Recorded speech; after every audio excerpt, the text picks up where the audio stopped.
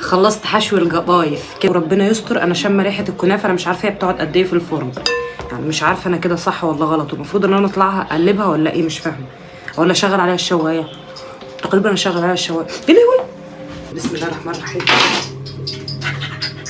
جلبت عشان تستوي على الجنب ده كمان. اخد القطايف احطها. شفت لونها ذهبي ازاي؟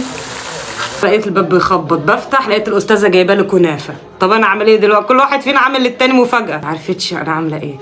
فالقطايف استوت والكنافه استوت. اوريها لكم دلوقتي عشان ندلق عليها شربات وهي سخنه. بصوا بقى عشان ما حدش يعمل زيي ويحط الزبيب وهي بتاخد الوش. ما تحطوش زبيب، سهله، الزبيب هيتشال، المهم ان هي استوت. بسم الله الرحمن الرحيم.